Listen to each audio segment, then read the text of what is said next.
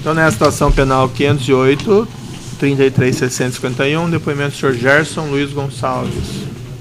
Senhor Gerson, o senhor foi chamado nesse processo como testemunha. Na condição de testemunha, o senhor tem um compromisso com a justiça em dizer a verdade e responder as perguntas que lhe forem feitas, certo? Certo. Eu vou lhe advertir por força de lei que se o senhor mentir, se o senhor faltar com a verdade, o senhor fica sujeito a um processo criminal, certo? Certo. As perguntas do Ministério Público? Obrigado, senhor. Boa tarde. Boa tarde. Qual sua função na Petrobras? Sou gerente executivo da auditoria interna. Desde quando? Como gerente há praticamente 20 anos. O senhor participou de apurações relacionadas à refinaria Abreu e Lima, é isso? Sim. Antes de eu questionar o senhor especificamente sobre a apuração, eu queria saber se o senhor tem conhecimento sobre esses fatos que são objeto desta ação. Somente por conta da apuração que o senhor participou, ou o senhor tinha conhecimento desses fatos durante esses 20 anos? Não. Foi a partir do momento que começou a aparecer na mídia essa situação do Paulo Roberto e tal, é que a gente começou a se interessar, porque até então era uma coisa que parecia que tudo corria normal. O senhor poderia relatar o que foi apurado pela comissão em relação à RENEST? Se houve irregularidades apuradas? Eu já fiz depoimentos nesse sentido, mas basicamente o que a gente verificou foi problemas no descompasso entre problemas de projeto, ou seja, uma vontade muito grande de que o projeto, de que essa refinaria ficasse pronta logo, pelo menos uma parte dela. Então, tomaram-se uma série de providências no âmbito da alta administração, principalmente na diretoria de abastecimento, engenharia, no sentido de fazer com que essa refinaria, as grandes contratações dessa refinaria ocorressem de forma bastante expedita. E deu no que deu, ou seja, na prática os contratos não aconteceram da forma como deveriam acontecer, geraram um descompasso no projeto, e com esses descompassos geraram mudanças de projeto, alterações, aditivos, tal. Aí daí para frente a coisa chegou no estágio que está hoje, né? Uma refinaria de um orçado originalmente num valor bem menor, hoje já passa da casa dos 20 bi. Vamos, se possível, detalhar um pouco mais isso.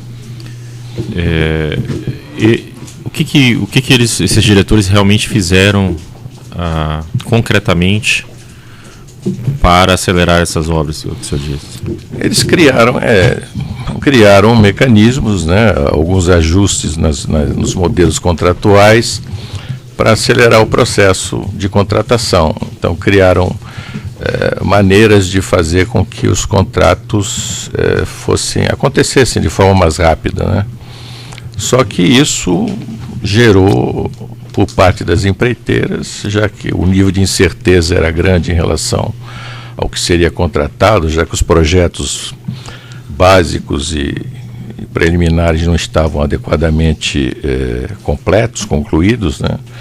Então foram contratações com um nível de incerteza muito grande. Consequentemente, eu imagino que as empresas oneraram os custos dessas propostas de cada uma em função dessas incertezas, né? Porque jogaram para cima das empresas praticamente os grandes riscos do projeto. Olha, você não pode, mesmo que chova, você tem que se virar para entregar no prazo. Se tiver passado o prazo, são multas pesadas, tal. Então, isso fez com que as propostas viessem com preços extremamente altos, na faixa de 60%, 70% acima do valor orçado pela Petrobras. Isso obrigou, como essa variação era muito grande, em uma série de contratos que fossem feitos novas negociações para que os valores abaixassem. Para fazer essas novas negociações, tiveram que ser retirados das propostas originais uma série de pontos assim, de cláusulas que já transferiam para a própria Petrobras os riscos que, num primeiro momento, eram das empreiteiras, né? Então, com isso, fez com que os preços fossem reduzidos. E aí chegaram nos patamares assim, em torno de 20% acima da estimativa, né? Dentro da estimativa tinha uma faixa de menos 15 mais 20. Quando o preço chegava em menos de 20% acima da estimativa, se fazia a negociação, se fechava o contrato. Tá. Quando a empresa faz uma proposta numa licitação da Petrobras, essa proposta é apresentada um preço global ou ela é detalhada por itens? Bom, depende de situações. No caso a maioria foi por preço global. Tinha planilha de preço, mas era preço global normalmente. Era EPC, né? EPC.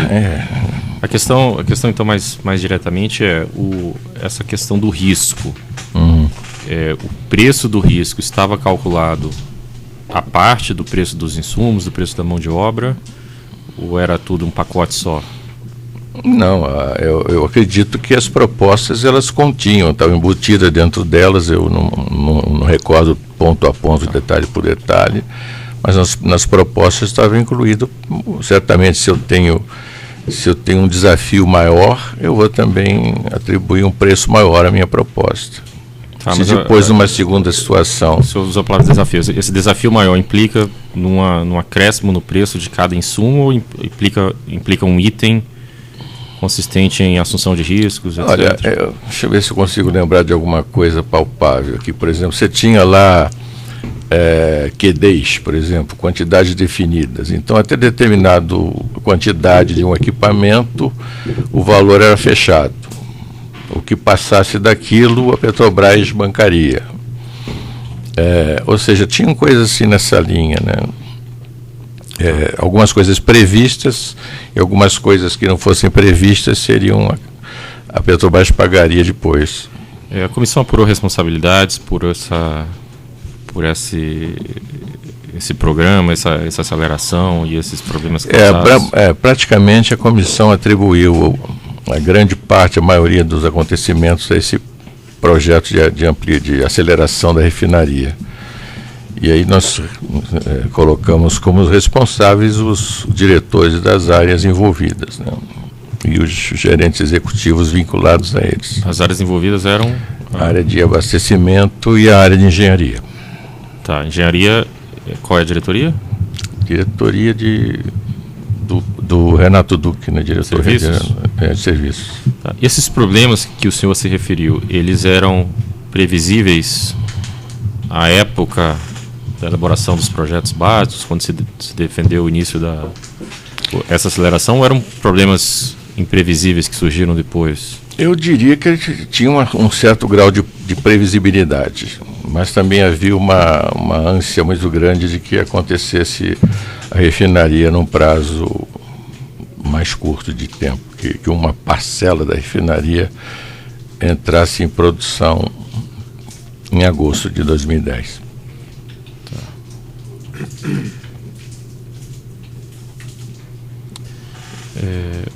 O senhor falou sobre propostas que foram feitas baixando os preços depois não entendi se foi depois de negociação, né?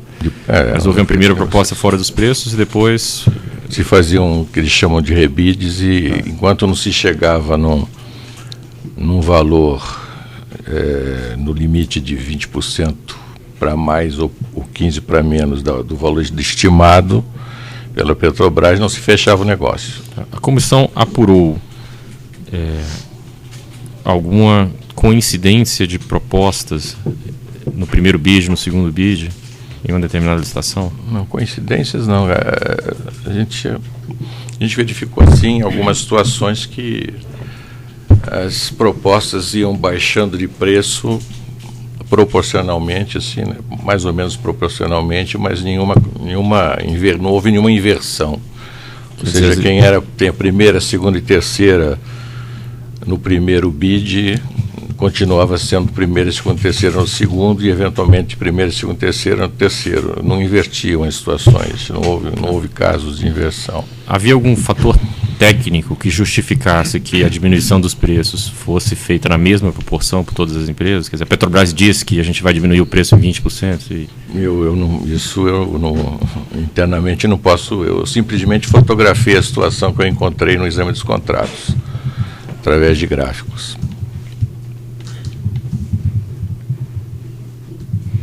Tá, foi identificado que esses preços, em algumas estações ou em todas, isso faz parte da pergunta, foi identificado que preços estariam próximos à margem do limite superior, que o senhor disse 20%? Na maioria dos casos, os preços, mesmo na última negociação, ficaram no limite superior dos 20%, acima da estimativa. Isso aconteceu em várias estações, em uma estação, o senhor sabe dizer, em outras refinarias? Nas principais licitações ocorreu isso. Em outras refinarias eu não me ative, não, mas se não posso responder em relação a outras refinarias, que eu não pesquisei as demais, não.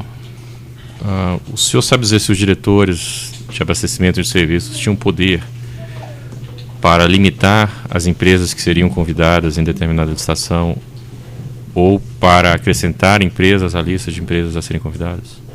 Eu acho que existem depoimentos onde até foi consultado um número bastante expressivo de empresas, 13 a 15 empresas para cada processo. E em um dos depoimentos a gente tem conhecimento de que, dito pelo depoente, que o diretor de abastecimento pedia lá para saber quais eram as empresas que estariam sendo escolhidas, e em alguns outros depoimentos também ocorreram pedidos de algumas empresas para participar do processo, mesmo depois de aberta os convites, e eles levaram aos diretores e os diretores autorizaram. Tá. Essa lista de empresas convidadas era secreta? Deveria ser pela área de engenharia, pelo pessoal que, digamos, as comissões de licitação, né? Elas teriam a relação das empresas e, em princípio, essa relação deveria ser do conhecimento das comissões de licitação, né? Uma empresa participando do certame, ela poderia saber quais outras empresas estavam participando do mesmo, tinham sido convidadas para o mesmo certame? Eu acredito que não, especificamente não. Lógico que tem um momento que elas se apresentam para fazer as propostas, aí uma conhece a outra. Conhece a proposta, a outra. Foi apurado se em algum momento houve notícia interna sobre ajuste de preços entre as empresas? Não. Ajuste de propostas? Qual é o dever legal ou normativo interno, de acordo com normativos internos da Petrobras, de um empregado ou diretor que tomasse conhecimento de um ajuste nas propostas de preços entre as empresas participantes de uma mesma licitação? Bom, em tese a gente anularia o processo, né? Ou seja, mas eu não tenho conhecimento disso ter ocorrido. Mas eu questiono o senhor da auditoria, qual que era o dever de um empregado, qualquer que fosse, tomando conhecimento desse fato. Ele deveria reportar esse fato a autoridades internas? Olha, se o empregado sabe que empresas estão trocando informações entre si, se tem algum impacto no processo para a companhia, eu acho que cada empregado da companhia deve buscar o melhor para a organização, né? Então, dependendo da situação, deveria, no mínimo, dar conhecimento aos seus superiores. Tá, e qual órgão interno que faria essa apuração? Seria a auditoria? Seria a própria diretoria de serviços?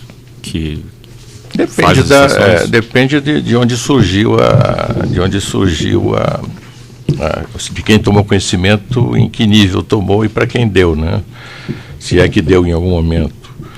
A auditoria interna, normalmente, ela é instada a executar algum tipo de averiguação por demanda da ouvidoria, por alguma denúncia, tal.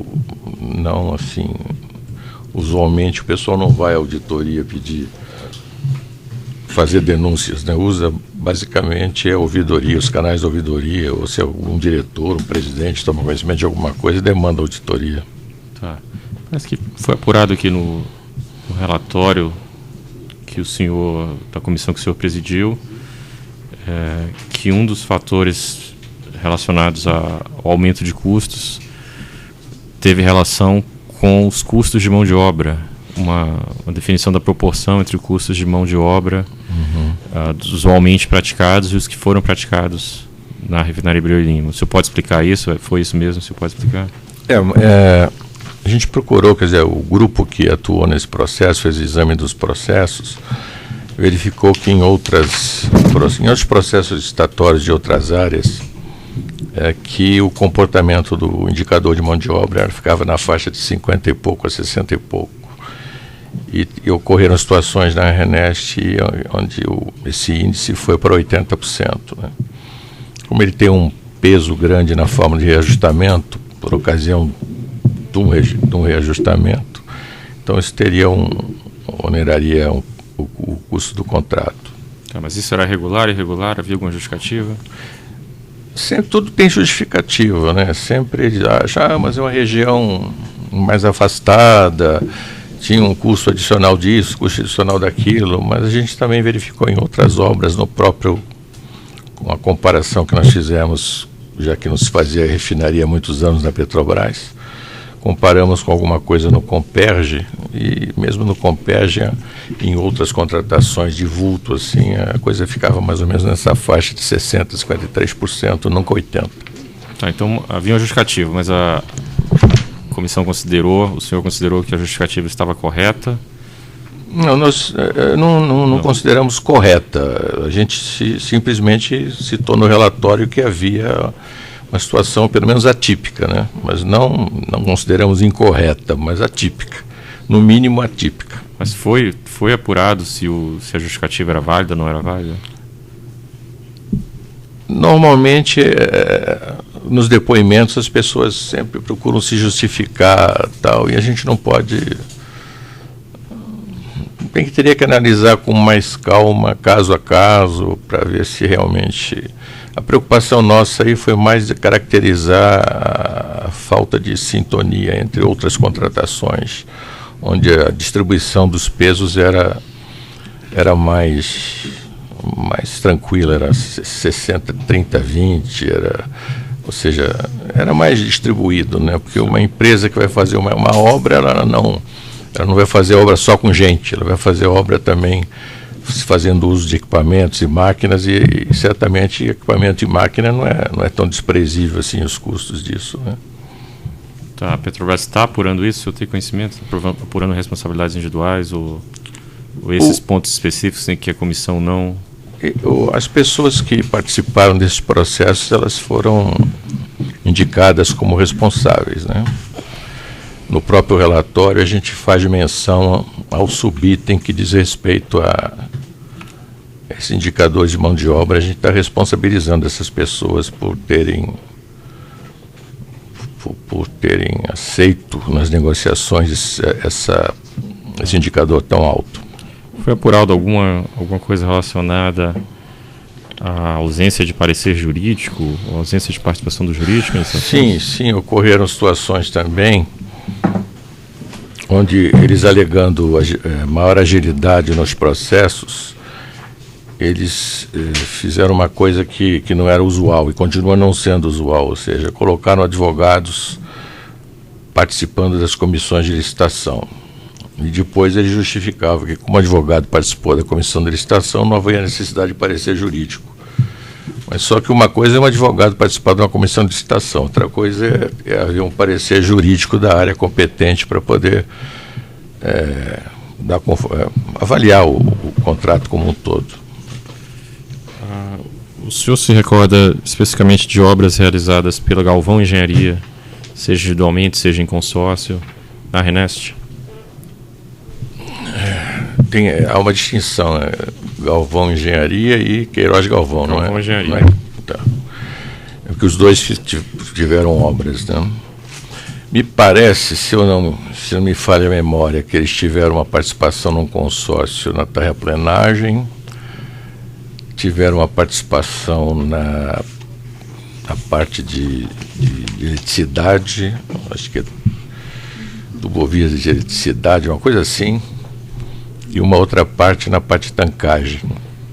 Especificamente em relação a esses contratos da Galvão Engenharia, a comissão apurou alguma irregularidade específica? Não. A gente não destacou nenhum ponto nesses 3 casos nos relatórios. Sobre terraplanagem em geral, a comissão apurou alguma coisa? Não. A gente foi mais para os contratos subsequentes, que eram de maior valor. Né? Silêncio, satisfeito, obrigado. Os defensores. Boa tarde, Sr. Gerson. Boa tarde. Qual é a sua formação? Eu sou contador.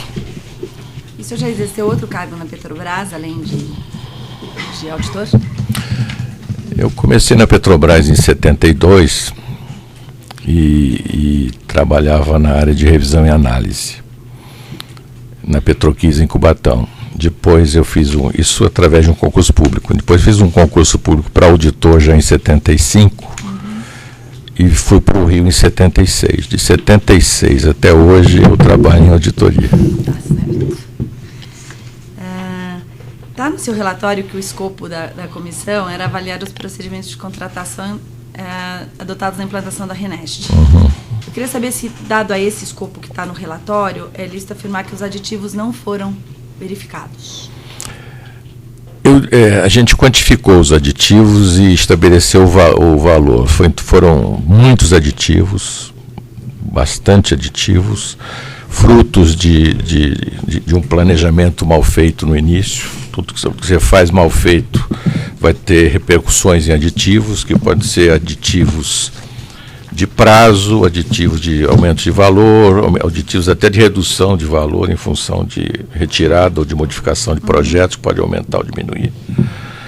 Mas foram um volume significativo de aditivos que foram objeto de verificação e se chegou no quantitativo de aditivos e no montante em torno de 4 bilhões. Essa comissão também analisou assuntos relacionados à viabilidade econômica, avaliação econômica dessa implantação? Não. Isso ficou a cargo do pessoal da área de abastecimento. Da turma de hoje atual da área de abastecimento. Né? Existe uma comissão para isso? Não, comissão não existiu. Existiu uma pessoa que já vinha prestando informações ao Tribunal de Contas sobre esse tema. Então a gente entendeu que não deveria misturar as coisas. Esses contratos que a comissão analisou, eles são auditados normalmente? A Petrobras audita os contratos? Não sei como é que funciona. Bom. Já haviam sido? Se a resposta for sim, se já haviam sido? Sim. Não. O que ocorre na Petrobras é o seguinte: contratos de valor muito alto, eles têm o rito processual sempre na alta administração da companhia. Tá?